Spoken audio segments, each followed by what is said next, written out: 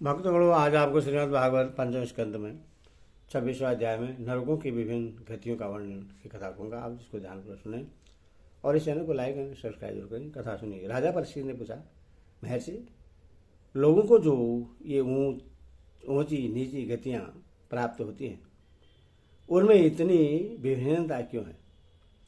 श्री सुखदेव जी ने कहा, राजन, कर्म करने वाले पुरुष सात्विक, राजस और तामस 3 प्रकार के होते हैं तथा उनकी श्रद्धा में भी भेद रहता है।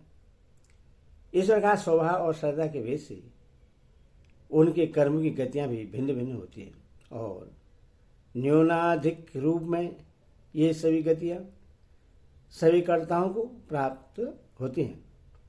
इसी प्रकार निषिद्ध कर्म रूप पाप करने वालों को भी उनकी श्रद्धा की असमानता के कारण समान फल नहीं मिलता अथवा अनादि अविद्या के वशीभूत होकर कामना पूर्वक किए हुए उन निषिद्ध कर्मों के परिणाम में जो हजारों तरह की नार की गतियां प्राप्त होती हैं, उनका विस्तार से वर्णन करेंगे।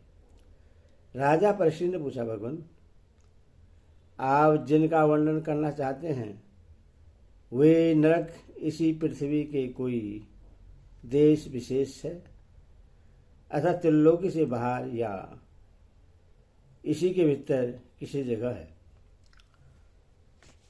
सुखदेव जी ने कहा, राजन, वे त्रिलोकी के भीतर ही है तथा दक्षिण की ओर पृथ्वी से नीचे जल के ऊपर स्थित है।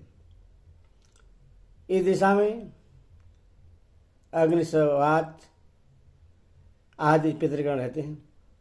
वे अत्यंत एकाग्रता पूर्वक अपने वंशधरों के लिए मंगल कामना किया करते हैं। उस नरलोक में सूर्य के पुत्र पितराज भगवान यम अपने सेवकों से रहते हैं तथा भगवान की आज्ञा का उल्लंघन न करते हुए अपने दूतों द्वारा वहाँ लाए हुए मृत प्राणियों को उनके दुष्कर्म के अनुसार पाप का फल दंड देते हैं। परीक्षित, कोई कोई लोग नरकों की संख्या 21 बताते हैं। अब हम नाम, रूप और लक्षणों के अनुसार उनका कर्म से वर्णन करते हैं। उनके नाम ये हैं: तामिश्रित, अंधतामिश्रित, रौरव, महारौरव, कुंभिपाक, कालसूत्र, असिपत्रवन, शुकरमुख, अंधकूप, किरमे भोजन, संदस, तप्त सुमी, वज्रकंटक, सालमली, बेतरणी, पीयूद, प्राणरोध, बेसन, लालाभक्ष, सारमेयादन, अविच और अयपान। इनके सिवा सारकर्तव, रक्षोगण भोजन, शूलप्रोत, दंतसुख, अवट निरोधन, पर्यावर्तन और सूचिमुख, ये 7 और मिलकर कुल 28 नरक तरह तरह की यातनाओं को भोगने के स्थान है। जो पुरुष दूसरों के धन, संतान अथवा स्त्रियों का हरण करता है, उसे अत्यंत भयानक यमदूत कालपाश में बांधकर बलात् तामस नरक में गिरा देते हैं। उस अंधकारमय नरक में उससे अन्न जल न देना, डंडे लगाना और भय दिखलाना आदि अनेक प्रकार के उपायों से ही पीड़ित किया जाता है। इससे अत्यंत दुखी होकर वह एकाएक मूर्छित हो जाता है। इसी प्रकार जो पुरुष किसी दूसरे को धोखा देकर उसकी स्त्री आदि को भोगता है, वह अंतामिश्रित नरक में पड़ता है। वहाँ की यातनाओं में पड़कर वह जड़ से कटे हुई वृक्ष के समान वेदना के मारे सारी शुद्ध बुद्ध खो बैठता है और उससे कुछ भी नहीं सूझ पड़ता। इसी से इस नरक को अनधामिषित कहते हैं। जो पुरुष लोक में यह शरीर ही मैं हूं और ये स्त्री धनादि मेरे हैं, ऐसी बुद्धि से दूसरे प्राणियों से द्रोह करके निरंतर अपने कुटुंब के ही पालन पोषण में लगा रहता है, वह अपना शरीर छोड़ने पर अपने पाप के कारण स्वयं ही रौरव नरक में गिरता है। इस लोक में उसने जिन जीवों को जिस प्रकार कष्ट पहुंचाया होता है, परलोक में यम यातना का समय आने पर वे जीव रुरु होकर उसे उसी प्रकार कष्ट पहुंचाते हैं। इसीलिए इस नरक का नाम रौरव है। रुरु सर्व से भी अधिक क्रूर स्वभाव वाले एक जीव का नाम है। ऐसा ही महारौरव नरक है। इसमें वह व्यक्ति जाता है जो और किसी की परवाह न कर केवल अपने ही शरीर का पालन पोषण करता है। वहाँ कच्चा मांस खाने वाले रुरु उससे मांस के लोभ से काटते हैं। जो कुरु मनुष्य इस लोक में अपना पेट पालने के लिए जीवित पशु या पक्षियों को रोधता है, उस हृदयहीन राक्षसों से भी गए बीते पुरुष को यमदूत कुंभपाक नरक में ले जाकर खौलते हुए तेल में रोधते हैं। जो मनुष्य इस लोक में माता पिता ब्राह्मण और वेद से विरोध करता है, उससे यमदूत काल सूत्र नरक में ले जाते हैं। इसका घेरा 10,000 योजन है। इसकी भूमि तांबे की है। इसमें जो तपा हुआ मैदान है वह ऊपर से सूर्य और नीचे से अग्नि की धार से जलता रहता है। वहां पहुंचाया हुआ पापी जीव भूख प्यास से व्याकुल हो जाता है और उसका शरीर बाहर भीतर से जलने लगता है।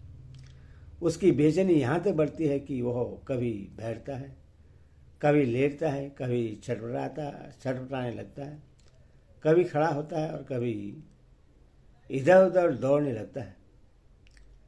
इस प्रकार उस नर पशु के शरीर में जितने रोम होते हैं उतने ही 1000 वर्षों तक उसकी यह दुर्गति होती रहती है। जो पुरुष के एक प्रकार की आपत्ति न आने पर भी अधिक वैदिक मार्ग को छोड़कर अन्य पाखंडपूर्ण धर्मों का पालन करता है, उसे यमदूत असिपत्रवन नरक में ले जाकर कोड़े से पीटते हैं।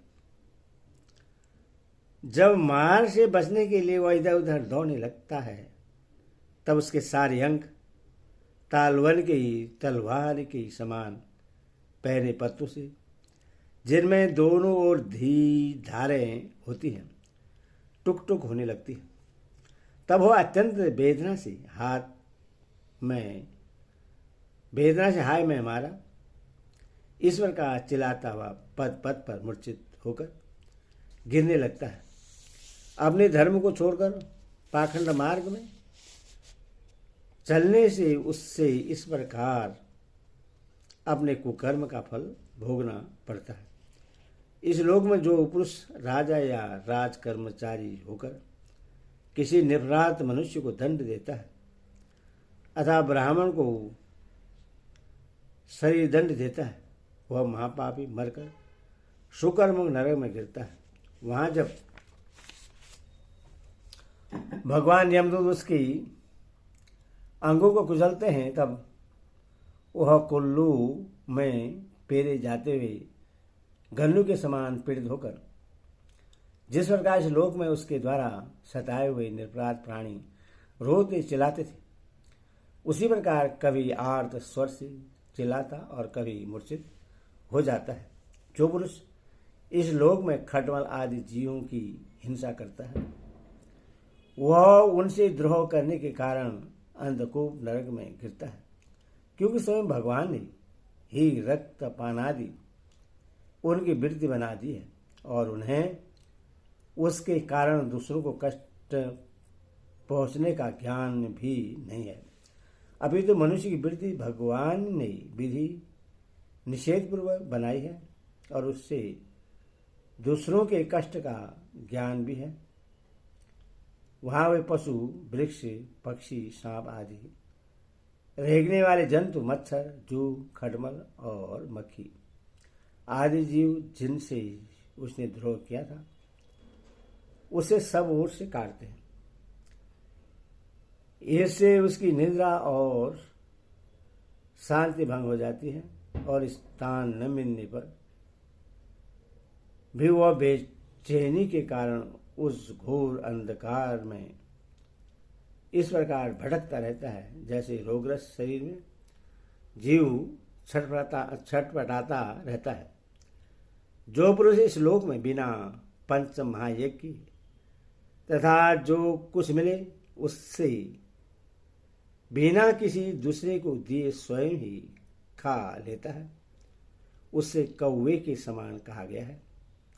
वह परलोक में कृमि भोजन नामक निकृष्ट नरक में गिरता है। वहाँ 1,00,000 योजन लंबा चौड़ा एक कीड़ों का कुंड है।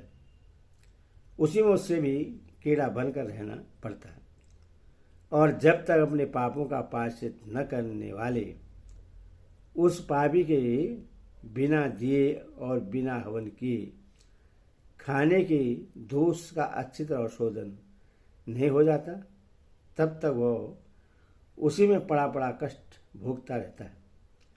वहाँ कीड़े उससे नोचते हैं और वह कीड़ों को खाता है। राजन, इस लोक में जो व्यक्ति चोरी या बरजोरी से ब्राह्मण के अथवा आपत्ति का समय न होने पर भी किसी दूसरे पुरुष के सुवर्ण और रत्नादि का हरण करता है उससे मरने पर यमदूत संदस नामक नरक में ले जाकर तपाए हुए लोहे के गोलों से दागते तथा षडसी से उसकी खाल नोचते हैं। इस लोक में यदि कोई पुरुष अगमया स्त्री के साथ संभोग करता है अथवा कोई स्त्री अगमय पुरुष से व्यभिचार करती है तो यमदूत उससे तप्त सुरमित नामक नरक में ले जाकर कोड़ों से पीटते हैं तथा पुरुष को तपाए हुए लोहे की स्त्री मूर्ति से और स्त्री को तपाए हुए पुरुष प्रतिमा से आलिंगन कराते हैं। जो पुरुष इस लोक में पशु आदि सभी के साथ व्यभिचार करता है उससे मृत्यु के बाद यमदूत वज्र कंटक सालमिरी नरक में गिरते हैं और वज्र के समान कठोर कांटों वाले सैमल के वृक्ष पर चढ़ाकर फिर नीचे की ओर खींचते हैं। जो राजा या राजपुरुष इस लोक में श्रेष्ठ कुल में जन्म पाकर वे धर्म की मर्यादा का उच्छेद करते हैं वे उस मर्यादातीत कर्मण के कारण मरने पर बैतरणी नदी के पट के जाते हैं। यह नदी नरकों की खाई के समान है। उसमें मल, मूत्र, पीप, रक्त, केश, नख, हड्डी, चर्बी, मांस और मंजा आदि गंदी चीजें भरी हुई हैं। वहां गिरने पर उन्हें इधर उधर के जल के जीव नोचते हैं किंतु इससे ही उनका शरीर नहीं छूटता। पाप के कारण प्राण उससे भयन किए रहते हैं तथा वे उस दुर्गति को अपने करने का फल समझकर मन ही मन संतप्त होते रहते हैं। जो लोग शौच और आचार के नियमों का परित्याग कर तथा लज्जा को तिलांजलि देकर इस लोक में शूद्राओं के साथ संबंध गांठकर पशु के समान आचरण करते हैं वे भी मरने के बाद पीप, भिष्टा, मूत्र, कब और मल से भरे हुए पयुद नामक समुद्र में गिरकर उन अत्यंत घृणित वस्तुओं को ही खाते हैं। इस लोक में जो ब्रह्मादि उच्च वर्ण के लोग कुत्ते या गधे पालते और शिकार आदि में लगे रहते हैं तथा शास्त्र के विपरीत पशु का वध करते हैं, मरने के पश्चात वे प्राणरोध नरक में डाले जाते हैं और वहाँ यमदूत उन्हें लक्ष्य बनाकर बाणों से बीतते हैं। जो पाखंडी लोग पाखंडपूर्ण यज्ञों में पशुओं का वध करते हैं उन्हें परलोक में बैसस विषण नरक में डालकर वहाँ के अधिकारी बहुत पीड़ा देकर काटते हैं। जो दिस कामातुर होकर अपनी सवर्णा भार्या को वीर्यपात कराता है उस पापी को मरने के बाद यमदूत वीर्य की नदी लाला भक्ष नामक नरक में डालकर वीर्य पिलाते हैं। जो कोई चोर अथवा राजा या राजपुरुष इस लोक में किसी के घर में आग लगा देते हैं, किसी को विष दे देते हैं अथवा गांव या व्यापारियों की टोलियों को लूट लेते हैं, उन्हें मरने के बाद सारमयादन नामक नरक में वज्र की सी दाढ़ों वाले 720 यमदूत कुत्ते बनकर बड़े भेग से काटने लगते हैं। इस लोक में जो पुरुष किसी की गवाही देने में, व्यापार में अथवा दान के समय किसी भी तरह झूठ बोलता है वह मरने पर आधार शून्य अविच्यमान नरक में पड़ता है। वहाँ उसे 100 योजन ऊंचे पहाड़ के शिखर से नीचे को सिर करके गिराया जाता है। उस नरक की पत्थर की भूमि जल के समान जान पड़ती है, इसीलिए इसका नाम अविच्यमान है। वहाँ गिराए जाने से उसके शरीर के टुकड़े टुकड़े हो जाने पर भी प्राण नहीं निकलते, इसीलिए इसे बार बार ऊपर ले जाकर पटका जाता है। जो ब्राह्मण या ब्राह्मणी अथवा व्रत में स्थित और कोई भी परमार्थवश मदपान करता है तथा जो क्षेत्र या वैश्य सोमपान करता है उन्हें यमदूत अयपान नाम के नरक में ले जाते हैं और उनकी छाती पर पैर रखकर उनके मुंह में आग से गलाया हुआ लोहा डालते हैं। जो पुरुष इस लोक में निम्न श्रेणी का होकर वे अपने को बड़ा मानने का जन्म तब विद्या आचार वर्ण या आश्रम में अपने से बड़ों का विशेष सत्कार नहीं करता, वह जीता हुआ भी मरे के समान है। उससे मरने पर सारकर्दप नाम के नरक में नीचे को सिर करके गिराया जाता है और वहाँ उससे अनंत पीड़ाएं भोगनी पड़ती है। जो पुरुष लोक में नर मेधादि के द्वारा भैरव यक्ष राक्षस आदि का यजन करते हैं और जो स्त्रियां पशु के समान पुरुषों को खा जाती हैं उन्हें वे पशु की तरह मारे हुए पुरुष यमलोक में राक्षस होकर तरह तरह की यातनाएं देते हैं और रक्षोगण भोजन नामक नरक में कसाई के समान कुल्हाड़ी से काट काट कर उसका लोह पीते हैं तथा जिस प्रकार वे मांस भोजी पुरुष इस लोक में उनका मांस भक्षण करके आनंदित होते हैं उसी प्रकार वे भी उनका रक्तपान करते और आनंदित होकर नाचते गाते हैं। इस लोक में जो लोग वन या गांव के निरपराध जीवों को जो सभी अपने प्राणों को रखना चाहते हैं तरह तरह के उपायों से फुसलाकर अपने पास बुला लेते हैं और फिर उन्हें कांटे से भेद कर या रस्सी से बांधकर खिलवाड़ करते हुए तरह तरह की पीड़ाएं देते हैं।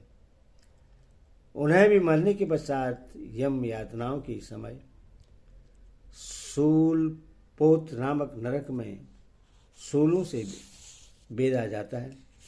उस समय जब उन्हें भूख प्यास सताती है और कंक बटोर आदि तीखी चोंच वाले नरक के भयानक पक्षी नोचने लगते हैं, तब अपने किए हुए सारे पाप याद आ जाते हैं। राजन, इस लोक में जो सर्पों के समान उग्र स्वभाव पुरुष दूसरे जीवों को पीड़ा पहुंचाते हैं, वे मरने पर दंत सुख नाम के नरक में गिरते हैं। वहां 5 7 मुँह वाले सर्प उनके समीप आकर उन्हें चूहों की तरह निगल जाते हैं। जो व्यक्ति यहाँ दूसरे प्राणियों को अंधेरी खतियों में, कोठों या गुफाओं में डाल देते हैं, उन्हें परलोक में यमदूत वैसे ही स्थानों में डालकर विषैली आग की धुएं में घोटते हैं। इसीलिए इस नरक को अवट निरोधन कहते हैं।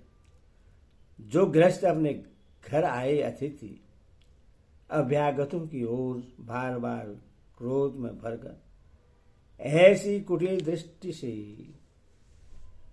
देखता है मानो उन्हें भस्म कर देगा, वह जब नरक में जाता है तब उस पाप दृष्टि के नेत्रों को गिरद, काक और बटेर आदि वज्र की सी कठोर चोंचों वाले पक्षी बलात् निकाल लेते हैं।